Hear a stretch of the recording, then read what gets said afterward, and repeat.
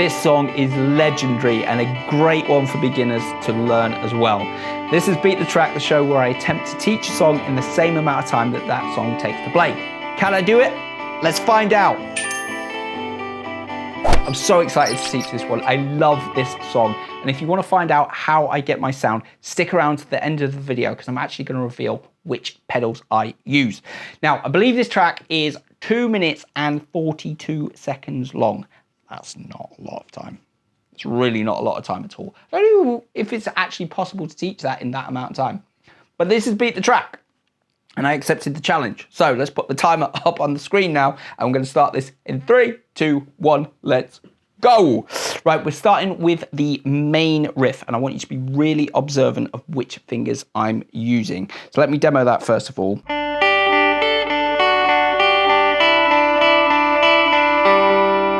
Now, the first thing you'll notice is that middle finger stays planted on the B3. This is crucial for you to be able to play this riff consistently. Now, I'm going to take it away just so you can see more clearly what my other finger's doing. So we've got E3, E5, E2, E3, and then 3 zeros on the E string, followed by the open G. Now, that B3 is played in between each one of those notes, but we start on that B3. So we've got this.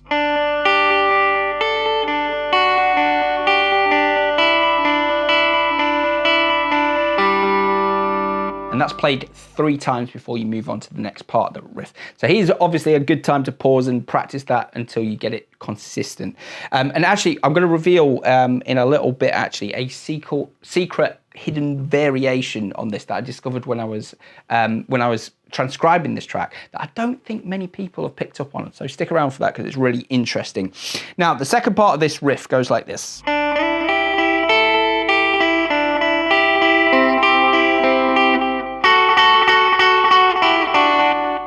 So I'm going to split that up into 3 different sections now to make it a bit more manageable to digest. So we're going to start with this first bit. And also pay very close attention to these fingers because a lot of this is shape-based and it's really important. So we start with the B3 and we slide that to the B5, E3, back to the B5, E5, E3, B5, B3. One more time.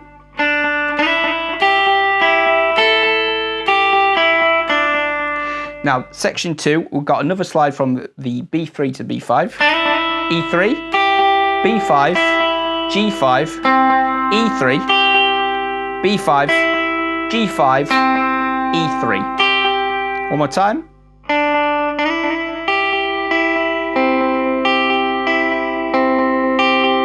And now section 3, we've got this double bar stop. So we've got E5 and P7. And then that shape moves down to the 3rd fret, and then E2 and B3. One more time. Time's up. I've got all the chords and everything to go. Why did I accept this challenge? I was never going to do that one. It's my first one I failed as well. Gutted. Anyway, that's a good point to move on to the chord section now. So the chorus, well, this song is basically just one giant chorus, so the song. The chorus chords, I'll play them first of all. So we've got this.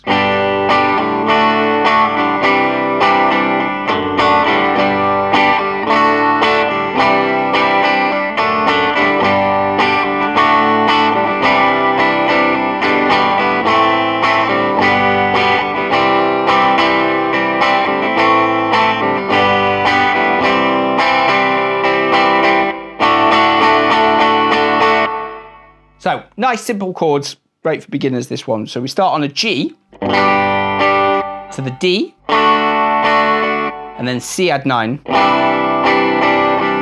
And then we've got this kind of pickup chord, which is a D/F sharp. Now the rhythm for that, we've got G, 2, D, 2, C add 9, 2, 3, and 4, and. So we've got 2 beats on the G, 2 beats on the D, and then 3 beats on the C add 9, 1, 2, 3, and and, so that's and 4 and on the D sharp slash F, the D slash F sharp. Now it does that twice, and then that D slash F sharp changes to a slightly different passing chord. So on the third time round, we go G, D, C add 9, and we've got this G slash B chord. Okay, one more time.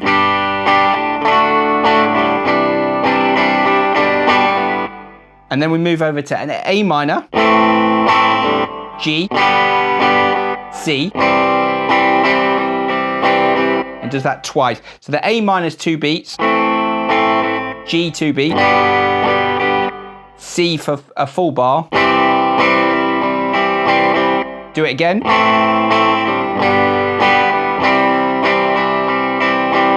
And then we can move to the D.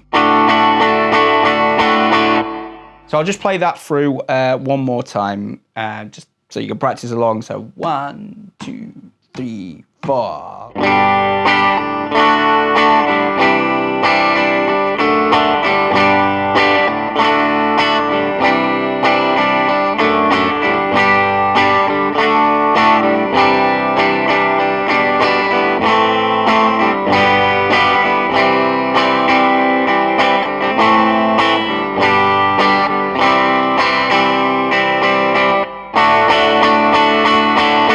This brings us to the bridge chords now. So I'll give you a quick demo of how that section goes so you can see exactly what's going on. We start with an E minor.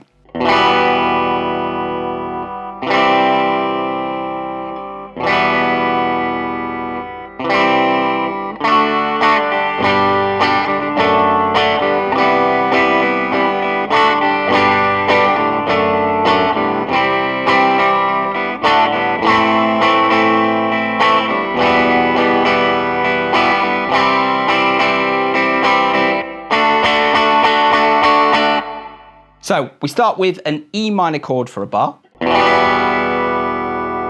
C for a bar, back to E minor for a bar, then to C. So I'm doing C for 2 beats, D for 2 beats. And then it goes into this little section here where we've got a G, D slash F sharp pass in, and then C major 7 this time. And we've got a slightly strange rhythm there where it does C major 7 3 beat,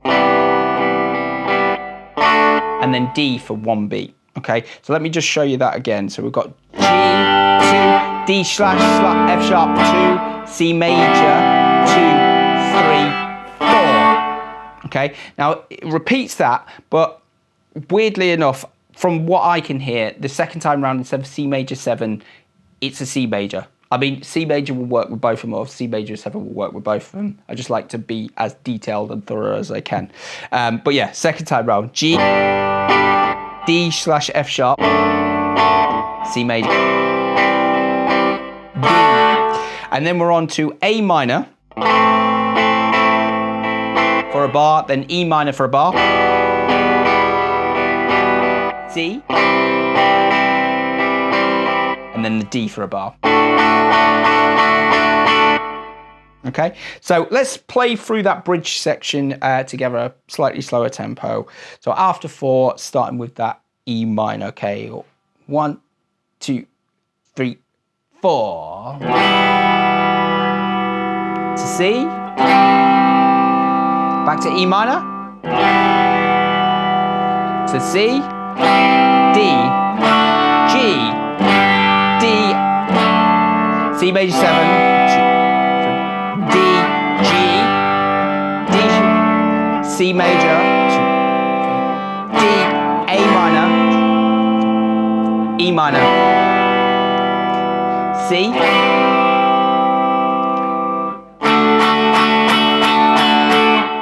okay? So quite a lot of chords going on, but that's basically the whole song. It's a great one for beginners as well because the chords are quite simple. Now, before we move on to how I get my sound and what pedals I use and all that kind of thing, I just wanted to go over that secret hidden variation on that riff that I was talking about earlier. And it's just, it's weird, this track it's one of the only ones that I've been transcribing where every time I've gone to listen to it, there's been something new that I hear that I can't understand. It's like an onion. You just peel away the layers each time. It's so layered, this song. And actually, it's really interesting when you do a little bit of research on the Lars. Lee Mavers, the main guy, apparently he was like the ultimate perfectionist beyond anyone else. And I think this album took 3 years, 10 studios, it cost £1 million to make, still wasn't happy with the end product and has been trying to re-record it ever since, but unfortunately they split up. And I mean, for me, this song is kind of perfect. It started that Britpop scene, like, these guitar parts are kind of a bit Johnny Marr meets Noel Gallagher, like, yeah, this song is unbelievable. So it's sad to, in a sense, to think that he was not happy with it, because I think ultimate genius, and I just wish they'd stayed together, because who knows what else they could have come up with, or what other albums, because it was fantastic. But anyway, rather than tell you what it is, first of all, I'm going to play it, see if you can hear it. All right? So I'm going to play that riff 3 times, and I want to see if you notice it.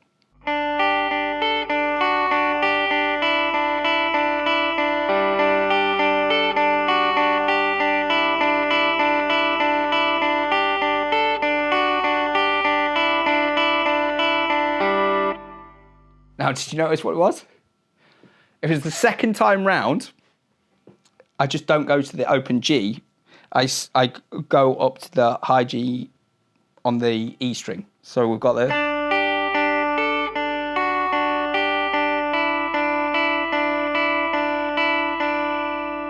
It just stays playing the E and B string each time. Tiny little detail, but you will only notice it 1 minute 2 and 1 minute 23. I wrote down the time markers on the Spotify link. Go and check it out. Just a tiny little detail, but I always like to be as thorough as possible when I go through these things. So that's something else that you can add in. Now, there's another couple of things I wanted to mention about that riff as well.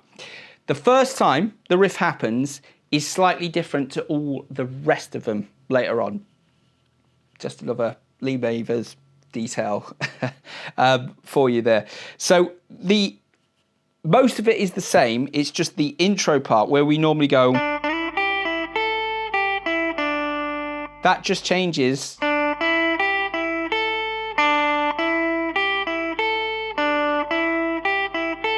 And then the rest of it the same.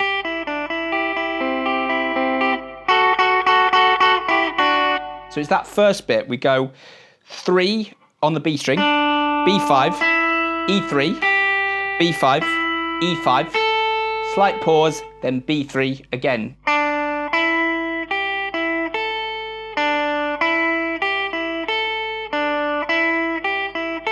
Before going into that next bit, so it does that 3 times.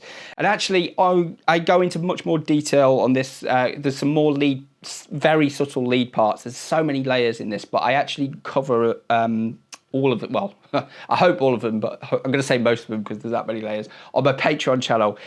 So if you click on the tier on Beyond the Track, you can check that out and go through all the parts.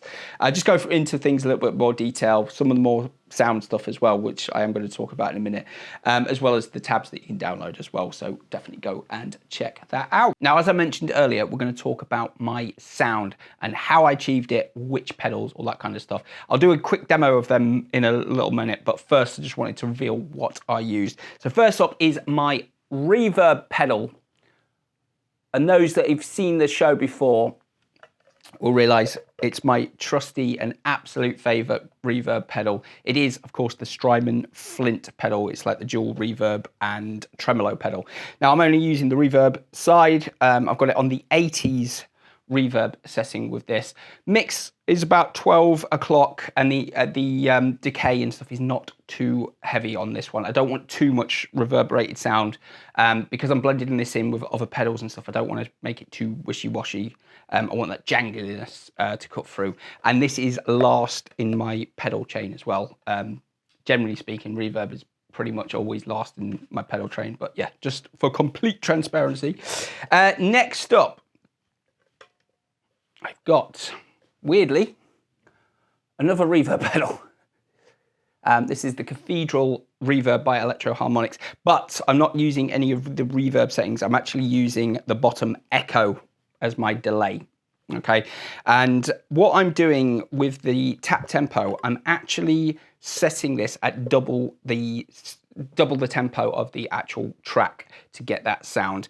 You don't want too many of the feedback loops going, because again, it's like the reverb thing, it gets a bit too messy with it. I think any reverb pedal would do the job. There's nothing specifically special about this one. I just wanted a nice simple delay for this. So yeah, any Boss digital delay or Maxon or whatever you can get your hands on, I'm sure will do just as good a job. In the intro, I use the delay and the reverb, and then later on for the kind of solo riff, if you want to call it that, I add in my chorus pedal. And this is my Voodoo Lab analog chorus. This has actually got the same chip, I believe, as the original Boss CE1 chorus, which I don't think you can get hold of anymore, but that had a really distinct, lovely sound. This does a really good job. It's just a very simple chorus pedal. The intensity is between 10 and 11, and the speed just past 12. Not too much, just to add a little subtle hint of chorus in there. Does a good job. So let's have a quick listen to them now. Now I thought it'd be really interesting to demo my sound and stack the pedals one on top of each other, so you can actually hear the progression of the sound as I add in each pedal, essentially. So we're going to start with just my clean tone. And you want a really nice clean sounding amp for this. There's no overdrive. It's got the real clean jangly guitar vibe to it. So I'll play the riff with just the amp tone.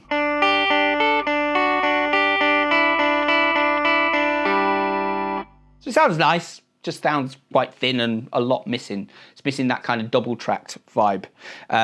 So I'm going to add a little bit of reverb now.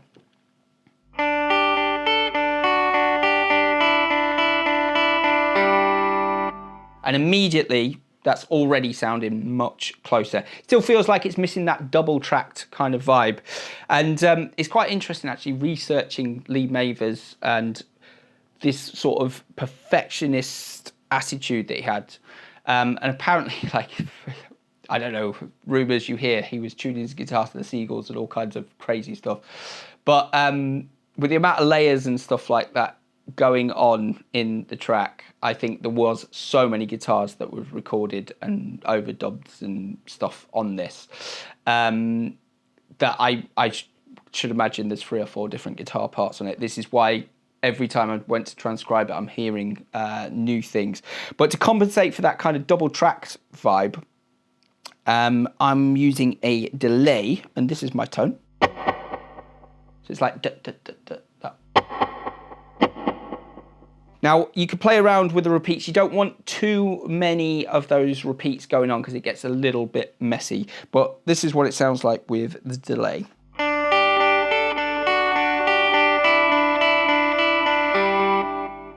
So I think that is much closer now, and especially to that intro tone. Now, I add in a little bit of chorus for the middle, like guitar solo, where it does the riff in the middle, so it's like kind of like a guitar solo. And this is what that sounds like as well.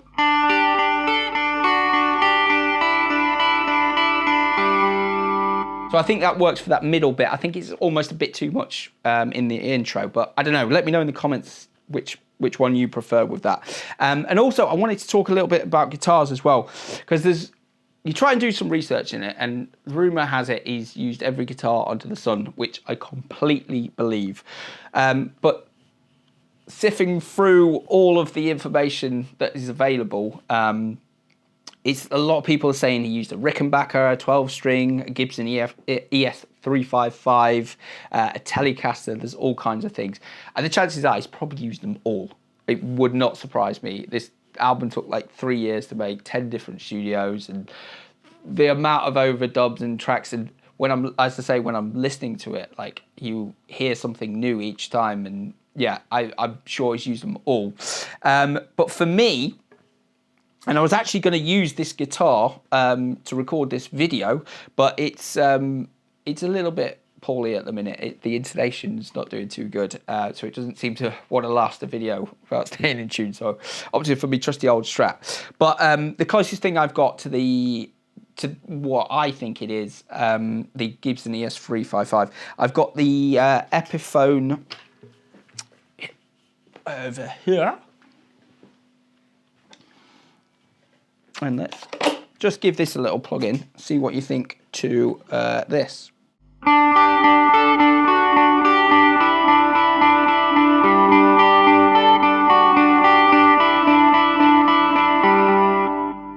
See, immediately, that's it. That's much closer to the tone.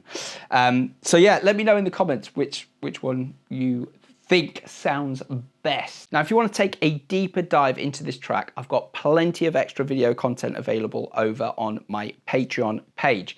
Just head on over to the Beyond the Track tier and it will take you straight there. I just run through some extra guitar lead lines, some of the little layered things that you might not necessarily hear straight away. There's some extra like chord progression content there to help you practice with those chords, as well as a full run through, and I've even got a download available of the tabs. I'm also starting to do some pedal templates as well of my pedals that you can download and print out and just save the settings of the pedals. Just a fun way of fun way of remembering your pedal settings. So if you want to check that out, head on over there. Now, if you've got any more song suggestions that you'd like to challenge me to beat the track, just pop them down in the comments below. I know, sadly, I didn't quite manage to make it in time to teach this one today, but I had so much fun making this video and I really hope it inspires you to learn this amazing song. As ever, you've been watching the musicals. I'm KH. Until next time, keep on rocking.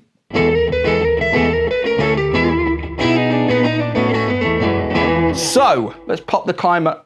Right, we're going to start with the main riff.